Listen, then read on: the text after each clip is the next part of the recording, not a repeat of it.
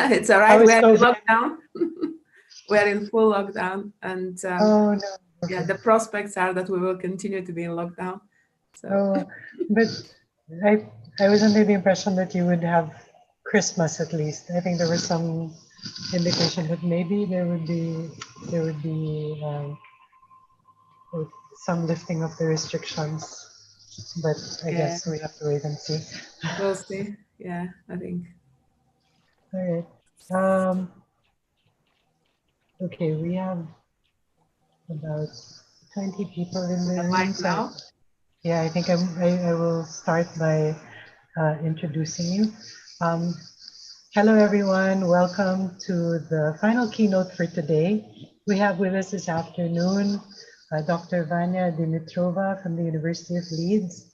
Vania's background is in mathematics and applied artificial intelligence. She is lead researcher on several very big projects on user-aware intelligent systems, focusing on knowledge-enriched user modeling and adaptation, knowledge capture, ontological modeling, and information exploration. Vanya chaired the premier international conferences on user modeling, UMAP, and intelligent learning environments, it's AIED and EasyTel, as well as as well as a series of international workshops on key topics related to user modeling, social systems, and intelligent exploration. So without further ado, I will turn over the floor to Dr. Vania Dimitrova. Thank you, Didit, and thank you for to the organizers for inviting me to the conference to share my experience and my thoughts. And it's a great privilege and it's a great honor to be here. And I hope that in future years I can come in person so I can meet many of you. So I'll share now my screen and I'll go through my presentation. I won't have your feedback, so I think during the presentation it will be difficult to be interrupted, but I'll try to leave time for discussions in the end. And by all means, if you want to interrupt, please do so. Okay, let me just say. So my talk today is on intelligent mentoring systems. And as Didit said already, I lead work on artificial intelligence, applied artificial intelligence at Leeds. And I will tap into that, that experience I have. I want to start with something which those of us who are old enough, like me, know that every keynote is biased. So we talk a lot about AI bias, but we forget about the human bias. So you all are now listening to my thoughts and in my experience, but it's all based on, so all that talk will be biased because there are three aspects which will bring the bias. First of all is my background. As Didit said, I'm a professor of human-centered artificial intelligence. So all these years and all that experience, starting from mathematics, moving to artificial intelligence, moving to applying artificial intelligence in practice, is obviously influencing my thoughts. The next thing is my experience as a researcher, as a leader of projects, but I also will bring here my experience as a learner, as mentor, and as mentee. And then the final thing is this talk is biased because of the collaborations which I've been involved in. And these are the different interdisciplinary teams and me crossing the boundaries and working with my colleagues from professional learning, educational psychology, as well as from other computer science teams.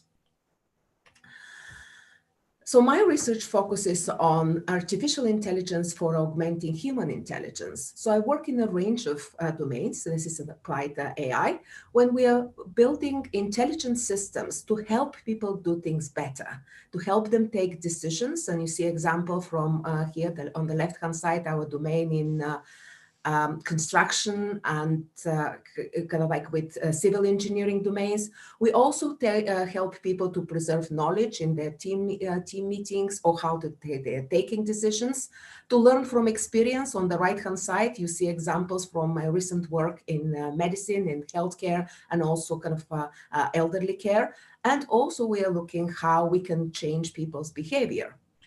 So the domains in which we work, they all have, the way we apply artificial intelligence, they all have two things in common. So the first thing is we are starting with understanding the human conceptual structures, how humans are approaching the problems, how humans are conceptualizing the world. And we usually come up with some knowledge models which capture those human conceptual structures.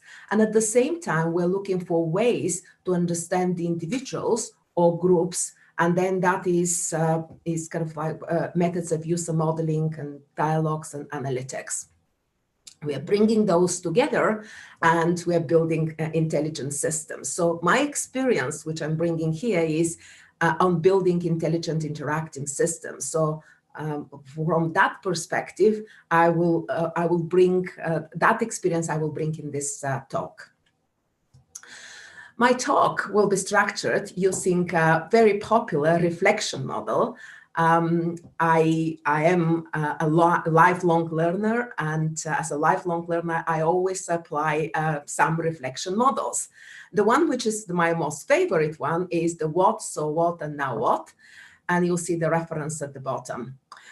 So the talk will have two parts. In the first part, I will look at the what and so what, when I will share my personal experience in building intelligent interactive environments for adult learners. And by adult learners here, I mean 18 years and above. And this is all my research experience, and it has been with this kind of learners, university students, but also the workplace, kind of people learning at the workplace.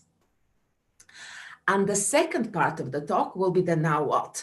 I will try to draw a wider agenda, how we can adopt AI to deliver these intelligent interactive environments for adult learners, and will make the argument for intelligent mentoring systems. So with my experience in these kind of wide domains, which are very challenging, and we're trying to support decision-making, not in all those domains, we are actually supporting learning. What I have found working with practitioners, working with end users, is that these are highly complex, ill-defined domains. The expertise is very challenging to develop. Most of this happens as you progress through your work experience, and it's informal learning. And you always are looking, your learning is happening in the real world, and the experience in the real world is crucial when we are providing support for the learning. So how these challenges, which I have observed in those different domains, have driven my research agenda.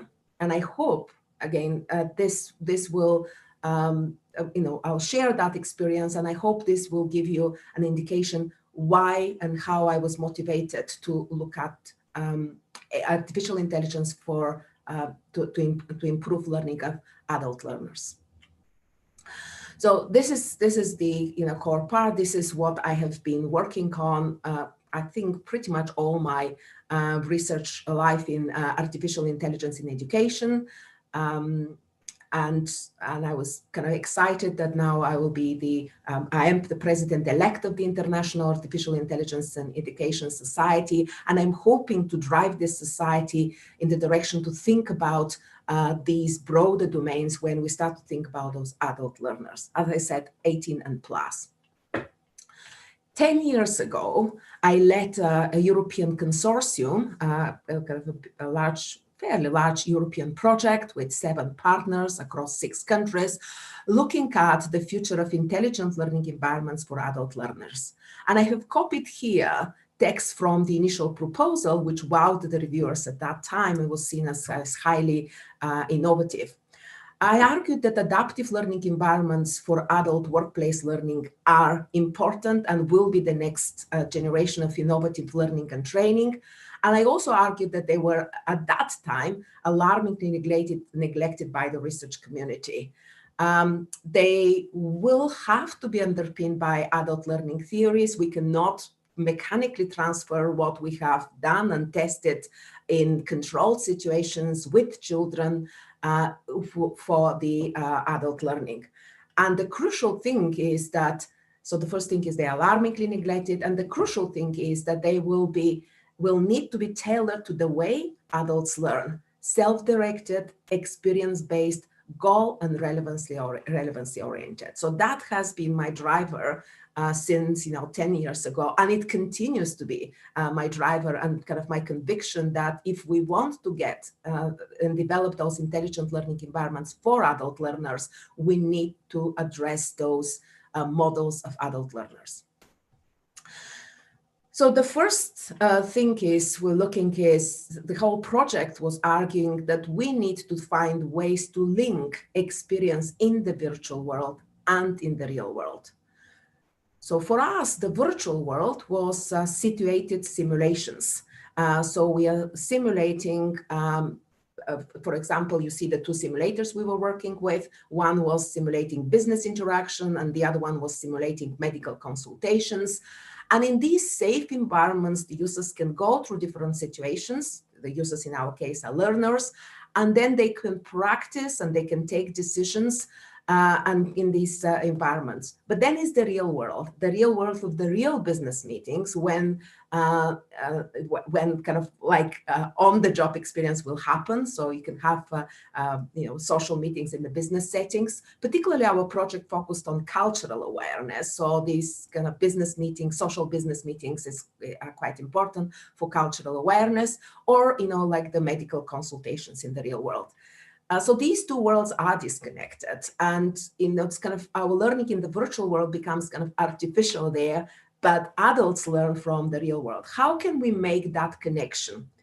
10 years ago, what we proposed is to tap into the social. In the social, people are sharing their experiences from the real world, and what we were talking 10 years ago, we can see now is even more prevalent.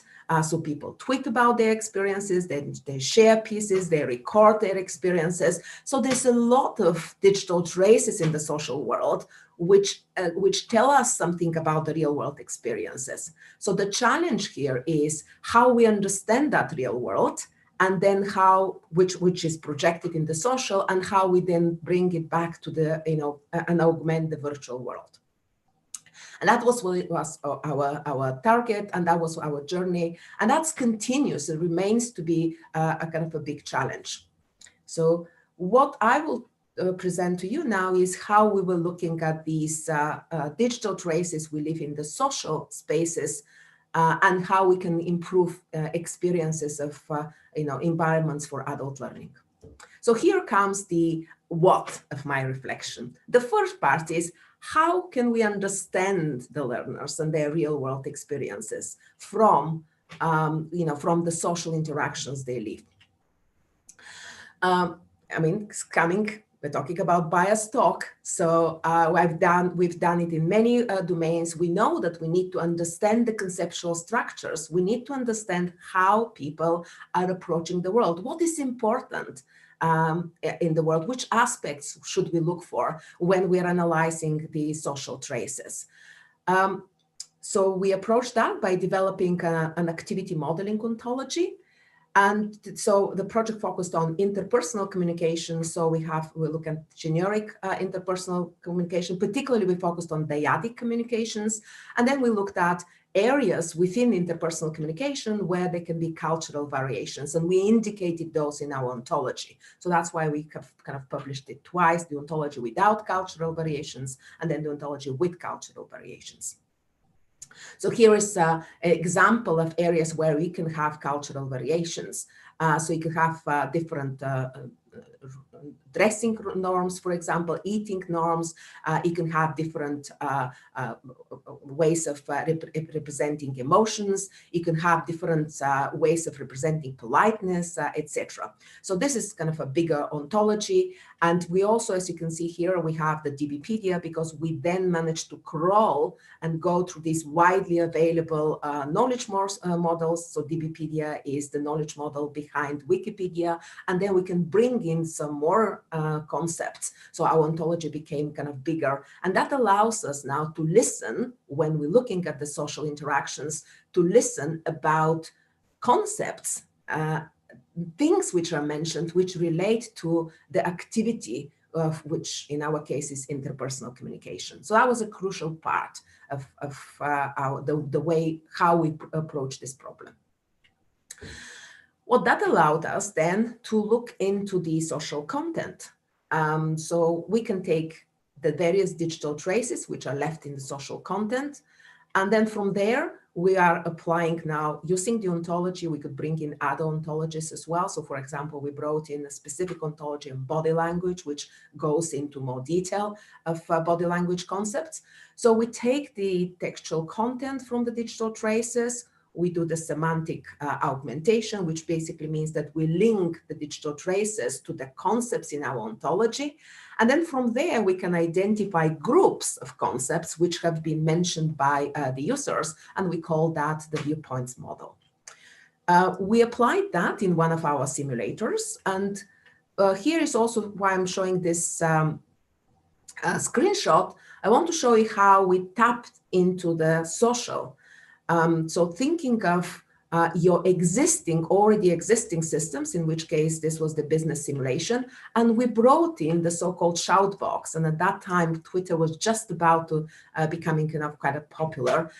So people could have, as they were going through the simulators, they could shout, they could say whatever they wanted. We didn't control what they were saying, but for us it was interesting afterwards to see what were those social traces while they were interacting with this learning environment. What were they talking about? And did they notice what we wanted them to notice from the activity? So we did this, having done the semantic tagging, we now have everything linked to this ontological model. And from there, we can then identify the regions where the users are looking at. So in our case, our learners have been looking at, and it gives us the attention areas. So it shows us while they are working in the virtual world, which aspects of the activity they are noticing into their shouts, into their comments. And it also allows us to group users or to compare individual users to the group by considering the regions within the domain where they are looking at. So this all was very good. And so what? What did we learn from this work on understanding the learners? Well, we find that this user-generated content, while users are within the environment, allows us to capture rich, authentic experiences. We saw that the text analysis and semantic tagging in our case is enabling to get insights into that. But we also saw that we are actually not deeply modeling the learners. We're just sensing which aspects of the learners, of the domain the learners are mentioning in their comments. Right? So this is the time when we started to think that perhaps we should think of like a more shallow way of modeling our learners in these domains, because it's kind of very complex, so that we can just identify the specific aspects which are related to us. And this question about what learner senses can we build, remember this question, I'll revisit it towards the end. That is something which continues to continues to drive our research agenda, and to think about, so in the environments in which we have, how can we sense what is relevant for the activity which the user is doing, which the learner in our case is doing. The second what is how to help the learners to identify that relevant content which is being shared in the social space. And much of that content can relate again to experiences in the real world. So these spaces become very busy. So in the social content, you could share a lot of things. You could share videos, you can share comments, you can share stories, you can share blogs, etc. So how can we tame that content and to help the learners to identify which of those aspects are related to them? So the approach here, we again use the semantic tagging, as did it said at the beginning. So we're looking at knowledge capture, which we already had in the form of the Amon ontology. And we then are looking at the content. So again, we had to collect the content. So we collected content from YouTube, for example. We collected articles from Wikipedia. So we kind of put together available content, which is again about cultural interpersonal communication in cultural variations. Then we did the semantic tagging, and once we have the semantic tagging, we can then query, and then we can look at similarities, connections, and then we can support the browsing experience. So this is how it looked to the user. So as you see, again, this is a bias talk. I am not a researcher in human-computer interaction, and many of the systems we built are not always highly usable. And as you can see here, maybe some of the drawbacks of kind of interacting with our systems are because they're not very, the interface is not very polished. But nevertheless, so this is just indicating how the users, in our case, the learners, can go through the environment. So we have here the focus concept, which comes from the domain. We have related concepts, which we are kind of helping the learner see. And here is the social content, which we have brought in, which relates to the focus concepts, and so allows the learner to explore that space. It still is quite challenging because now that we are bringing very diverse social content and we're having this ontological model to drive them, then the learners have to navigate through large knowledge graphs. They can be confused. They are learners. They don't know what is important, what is not important. They can be frustrated. And we were thinking, how can we help with that navigation experience? And this is the time when we came across, is one of those serendipitous encounters when I was working with people from social science, and they pointed to me that this new thing of nudge is becoming very big. So how can we nudge? We were working in particularly for workplace environments. How can we nudge the workers to the kind of the best resources for them? So we were not really looking at learning at that time. And we were thinking, well, actually, that's a very interesting concept as well. So perhaps if we want to preserve the free exploration, maybe that is what we would like to to enable. So with the nudges, we want people to be able to make the choices which lead to better outcomes. So in other words, if we are traversing through the knowledge graph, we want to help you to go to those paths which will be beneficial for you, so improve your learning. But also we want to preserve the freedom, so not impose particular decisions on the users. And we, in our everyday lives, we see those nudges everywhere. So we go to a supermarket and we first see the fruits and vegetables. These are the default options because it's good for our behavior. Nobody tells us eat more fruits and vegetables, but we see them first. We see those notes in public spaces, signposts. And again, it doesn't impose that, but it reminds us that we should have particular type of behavior because it's good for us in our life. So how can we bring that in a browsing environment? So this is now the improved system. We've tried to kind of bring again the focus concepts, the related concepts, the social content, which we are having here. And as the learners were traversing through the social content, we will look at what concepts they keep on revisiting, reading about, or familiarizing with. And if we see that they're going too much into one direction, we will try to bring them to another one so that they can explore a diversity of the domain. So one of the characteristics of these complex, ill-defined domains is to be able to see the different aspects, different perspectives of the domain. So in our case, at certain places, we handcrafted prompts in the forms of nudges. So here is an example when the user has been exploring content about nervousness. So this was in the context of job interviews. And the system is then prompting them to flip to another concept, which is kind of the opposite of nervousness, which is calm. And then they can continue to explore the space.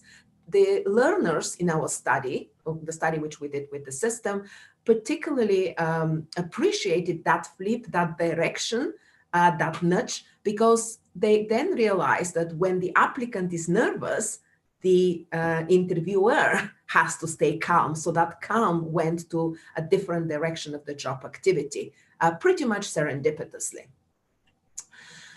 And then we were occupied with the problem, well, all these massive graphs, you're traversing through them. Some paths may lead to learning, some may not lead to learning. In some cases, like in our prompt, learning happened, but it pretty much serendipitously happened. How can we make sure that we provide a better guidance? So here in the red dots is the areas where we think that the learner has clicked on through the graph. And then we were looking how to construct navigation paths to support the learning. Well, with one of my PhD students, we explored that for several years. So we looked at identifying the core, from these large knowledge graphs, core elements, which will be familiar, core concepts, which will be familiar to everyone so that we can start from a familiar place. So we call those knowledge anchors. I will not go into detail into the algorithms. You could follow the paper to see the kind of algorithms, how we did the knowledge anchors. Again, we are using kind of reasoning upon this knowledge graph. Once we have the knowledge anchors, the second thing was to identify the starting knowledge anchor, which is the most relevant and the closest to what our learner is doing, our user in this case was. And then we are composing narratives. With the narratives, since we're having a knowledge model, we can traverse through the knowledge model going down or up. So this is, we'll call it subsumption. So we are exploring here the hierarchical relationships in the graph, and then we can compose a kind of a bundle of concepts and then the corresponding resources which the user should see. So in the study we did, which was not in the communication domain, so in that particular case, we were looking at exploring music resources. We found that the navigation paths, which we suggested, help to improve the knowledge. So we talk this about knowledge utility. So you go through one path and you learn, and you go through another path, you don't learn. So we compared with free exploration, which is kind of the baseline, and also it improves the usability. So we see there is a promise in trying to identify and narrow, identify the key concepts which are related to the learner and help them to narrow down through that exploration space. So what? I mean, how we can help learners to identify the relevant available content in the social spaces. So what I showed here is that the knowledge models help us to identify the core concepts in the domain. They also allow us to link to the large content. So we have these massive knowledge graphs, and then we can look at identifying exploration paths with knowledge utility. You will hear tomorrow one of my PhD students, Abrar Muhammad, at this conference, who will present our current work on this, trying to link not kind of specific resources, which is videos, but not just the videos, but chop the videos, segments from the videos, and then link those into kind of narratives to improve learning. And this is our current working on this. So the third what, which I would like to discuss, again, stemming from that initial idea, is how to support self-regulated learning within this virtual environment and to link that with the personal experience. At the end of this Unreal project, again, that's 2013, we finished off with a new kind of a toy system, and our reviewers commented in the end that this has potential and we should really explore that. And they were indeed very right. So we, for the domain of healthcare, we were looking at difficult conversations. So in medicine, is kind of training those the students to conduct those difficult medical consultations. Talking about difficult topics is a very, very challenging thing. You know, kind of delivering bad news, for example, or taking consent. So in these cases, a lot of learning is happening by examples, and there are plenty of available, already available examples of those videos on YouTube.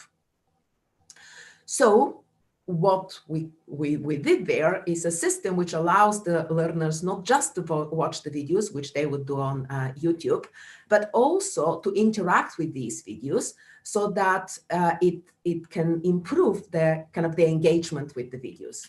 So we were talking about bringing here the shout box from the project, from the simulator, But now we are not looking at simulated content. We are just taking videos from outside so they can still shout. But we also indicated that working together with practitioners, particularly in healthcare learning, they were pointing that we should really look at we should direct what people are shouting about. And in here, particularly, we need to direct them to start to reflect. So we were experimenting with different, what we call as aspects, where we can trigger reflection while they are within the virtual world to link it with the real world. So with their real world experiences. And that's where we kind of ended here. We didn't have time, the money finished, so we didn't have time to actually do a proper thorough evaluation. Does it really, this interesting toy, interesting system, which the reviewers were very excited about, does it really support self-regulated learning? And this is one of those fantastic experiences which happened, a long-term collaboration with Tanya Mitrovic group at the University of Canterbury. And I remember still that conversation Tanya and I had in 2015 and say, well, actually, that seems to have a potential. And Tanya said, well, do you have proof? Well, I didn't. And then she said, why don't we just try to do it? So because the environment, the initial idea of the active watching environment was very customizable, we could put whatever videos we want. We were particularly focusing on the so-called soft skills. Communication is one of them. Negotiation is another one. So with Tanya, we decided to choose a soft skill, which is, very popular, so it's really highly needed across all the domains, but we also wanted something where we can have users to experiment with. So we chose pitch presentations, and how right we were in 2015 that is actually a very prospective domain, because now we've set up an environment, and this is then after that Tanya and her team re-implemented the system on a server there in Canterbury, and they secured some additional funding. And that was very helpful because that allowed us to continue and to use the system as an experimental space. So the screenshots you see here is of the new system, which was kind of the new version, which was re-implemented at the University of Canterbury. And you see that usability here again has been improved. So it will it allowed us to do trialing of the system at a larger scale. So we preserved the scaffold. We call these now metacognitive scaffold. We needed to crystallize the concept. And again, they could be customizable, but our initial scaffolds worked pretty well, I think, in this particular case. And we also were looking at a social scaffold. So once people are sharing, people watch videos on their own and write comments. And after that, they share experiences. The comments are shared with the other people, and they can rate. And again, through those ratings, we're providing a second level of social scaffolds. So this is the system, and notice we first reported it at this conference.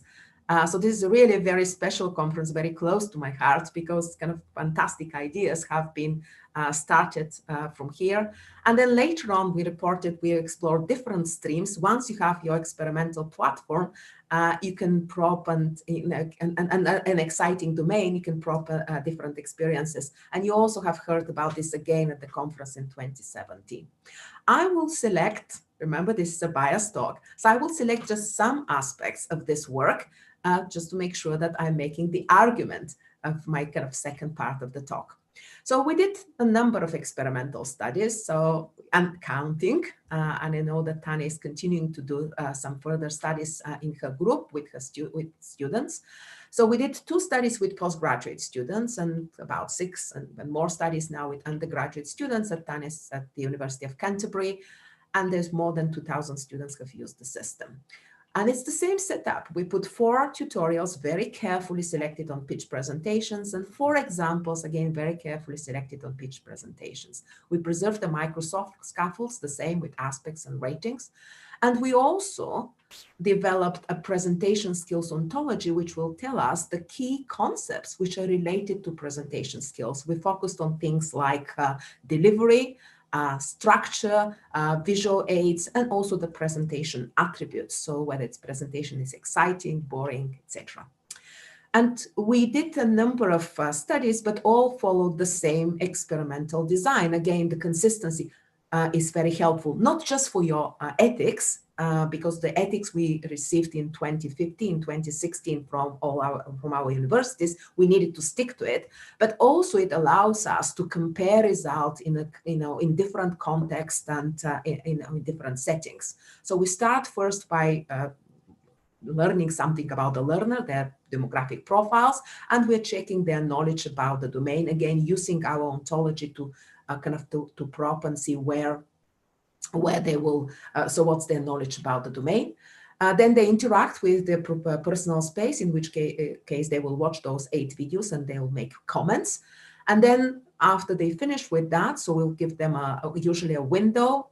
So it depends. In some cases, the window may be 2 weeks. In some cases, the window may be longer.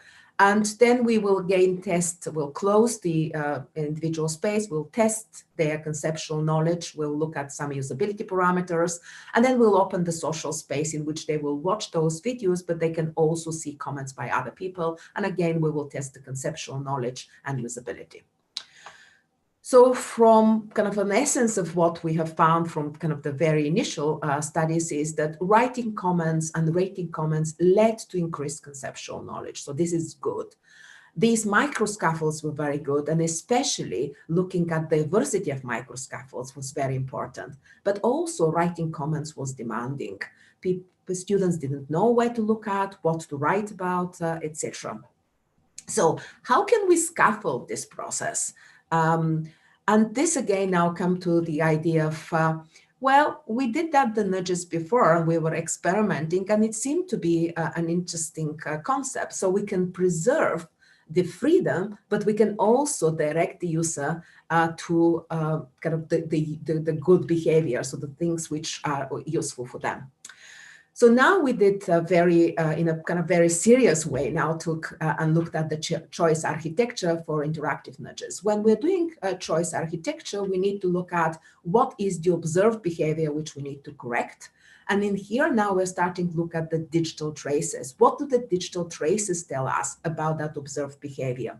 So we can see things like passive watching, not noticing important parts, making shallow comments, not linking with personal experiences. So we can watch their comments, we can watch the interaction, we can sense the interaction of the learners with the environment, and we can detect particular situations when we will need to interfere.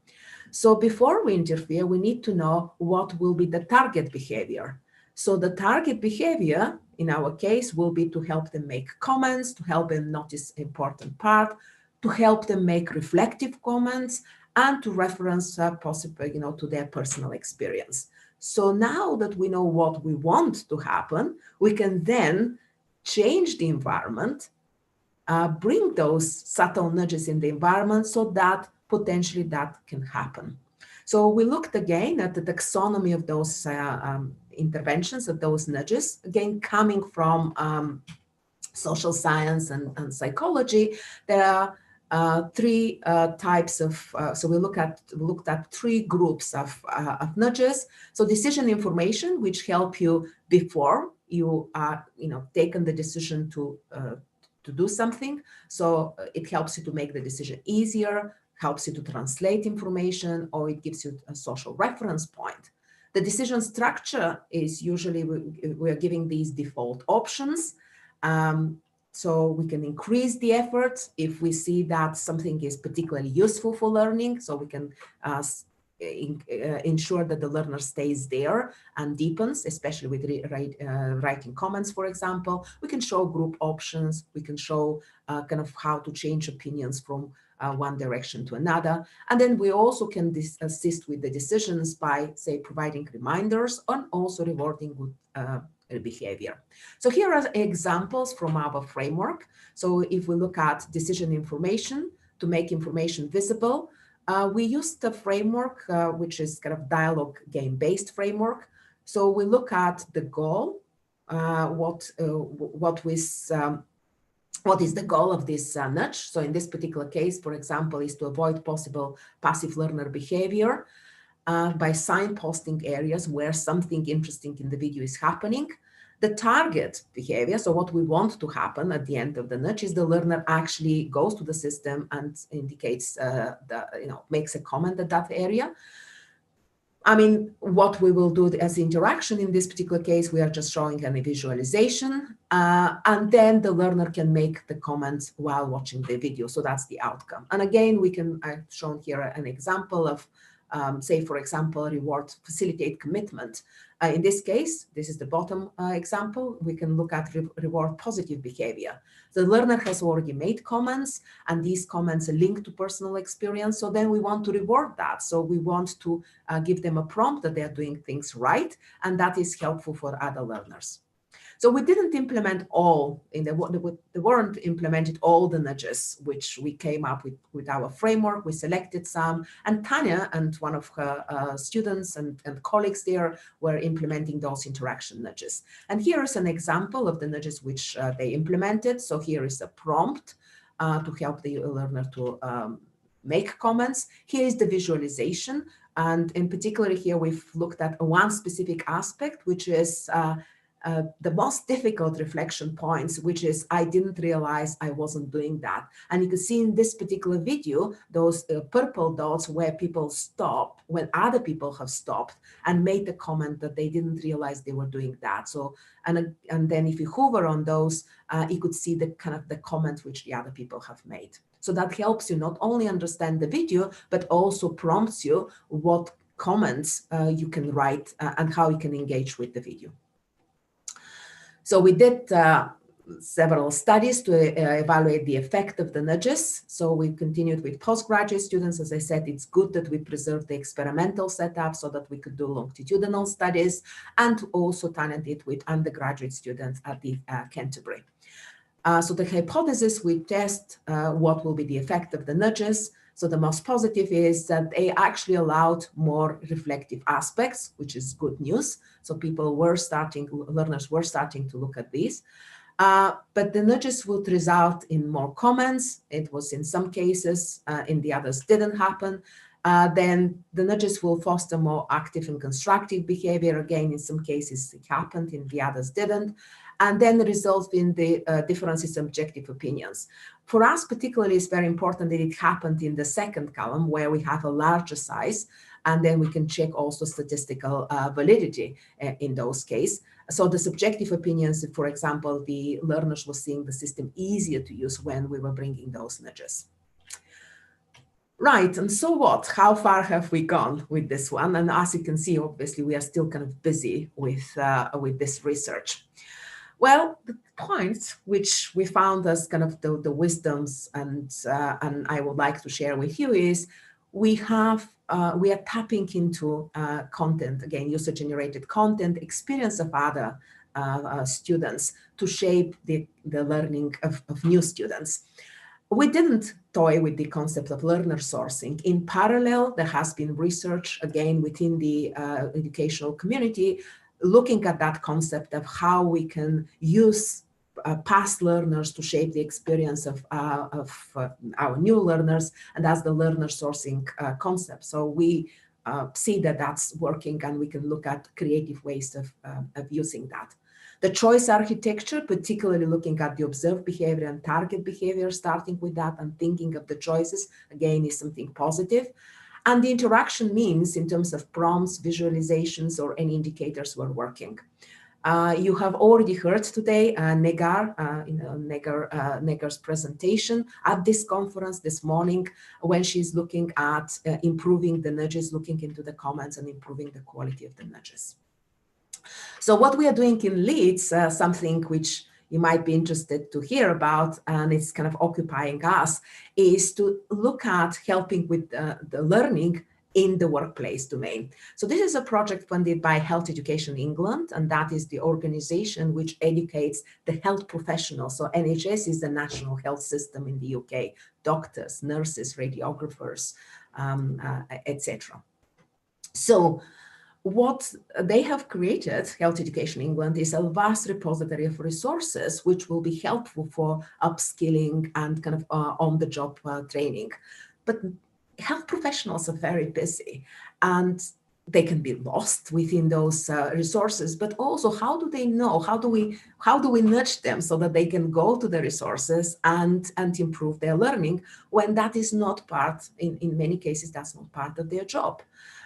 So we were looking at different ways of nudging. So again, we looked at this taxonomy. We identified several nudge models. So for example, the feedback, which tells the learner how far they are going with the resource and how well they are doing.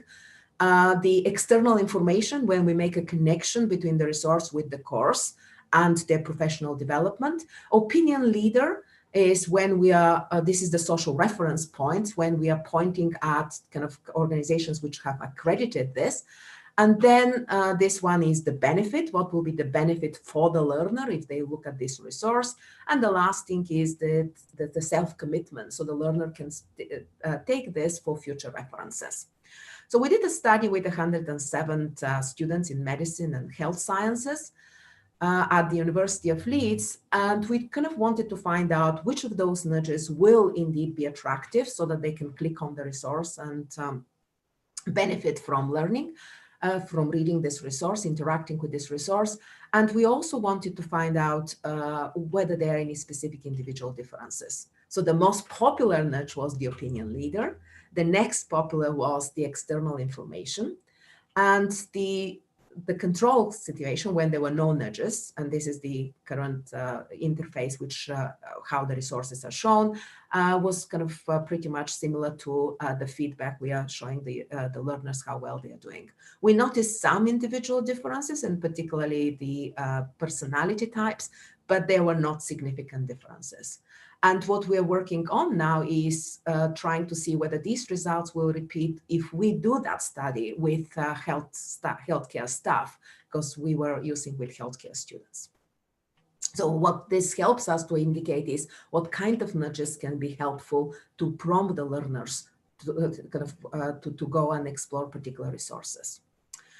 Right, so I showed you 3 directions, and what is now the future? So what I showed here is, the first one is that if we want to think about adult learners, we need to start to sense something about these learners and from the digital traces they leave. We can provide interaction nudges, which can encourage engagement, encourage self-regulation, encourage reflection, and we can provide navigation nudges, which can show which are the relevant aspects in the domain.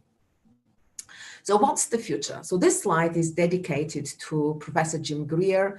Those of us who were fortunate enough to have met him know that he was very visionary, one of the thought leaders in our field. And what Jim was saying, change in a field will happen from outside, and it will, well, usually a field goes through change gradually, but the kind of accelerators from outside will make the change faster. So in my case, I will argue that the changes which happen are new learners, new skills, and new opportunities by technologies. And I think that will lead to these new types of systems, which I call intelligent mentoring. So the first thing is the diversity of learners. We now are having, especially if we're talking about the adult learners, we're having now a broad of age, gender, culture, experiences, knowledge, characteristics, etc. So if we want to understand these learners and we want to understand the learners at scale, we need to start to think about sensing rather than getting a deep understanding about the learners. The second driver for change is the new skills and the need to reskill our workforce. So workplace learning and professional learning will become more and more important. And there is a vast amount of research in professional learning, and this is just some of the research which I have selected here. When we are doing changes in the workplace settings, there are critical intensive learning periods. Work practice is contextualized and embodied, which means that we need to be looking at the emotions which people, and triggering with the emotions which people are experiencing, and then use that as an opportunity for learning. We need to help learners to contextualize and recontextualize. Reflection is an interaction. It has to be triggered by something. It's either with yourself or with a peer. And guidance and supervision is needed. So we need to think of new forms which allow us at least these, and I'm sure that colleagues have looked at others. I was very pleased to see that there is a workshop at this conference on adult learners, and I'm sure, and I saw from the articles that some of these have been addressed. So particularly, we need to think about the tutors to act as coaches, as mentors.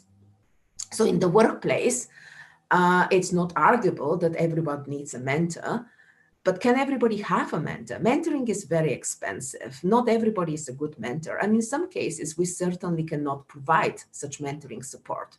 But we could probably try to provide with our systems mentor-like support. So that is with somebody who is more experienced. So maybe that's the social content which other people have shared.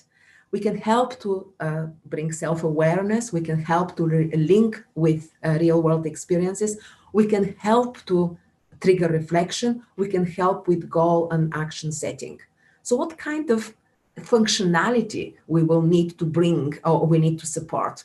Questioning, listening. Now we have technologies which will allow us, ways which will allow us to actually listen at scale, clarifying, reframing, or directing, pointing. I also think that we need to explore the variety of cases of mentoring. So one-to-one, which is like you have a personal mentor, one-to-many, so one person mentors a group.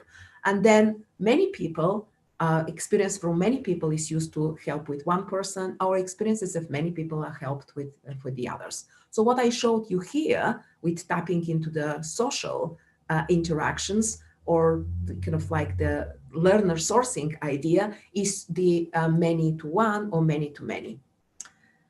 And here is an example from my personal experience as a mentor. So it's a one-to-one mentor. When I meet my mentees, I only have something like 2-3 sessions of maximum an hour. So what I do in those sessions, I do very quick probing and listening to see what will be the situation in which they are. So I'm sensing parameters of context, for example, work-life balance, confidence, identifying the topic for a PhD students, etc. And then from then on, once I identify a particular situation, I then bring my nudges, and then I suggest something from my experience. And it's a very interesting example. At one conference, somebody came to me and said, well, hi, Vania, do you remember me? You met me 2 years ago at another conference. I've met so many people during the coffee breaks. In the 15 minutes in the coffee break with that person, I have given him 3 important tips, and he wanted another 15 minutes at this conference so that he can get another 3 tips. So what was I doing in 15 minutes? Very quickly listening to understand their situation, sense particular situations, then provide some tips from my experience. Can all these steps be automated and scaled? Well, that's the third driver. We now have technology. On the one hand, we have a lot of our interactions now are digital, which means that they're processable. And on the other hand, we have the technology being more mature to do that processing. So if we look at the hype cycle for artificial intelligence, we are seeing here what I showed you is the knowledge graphs and intelligent applications.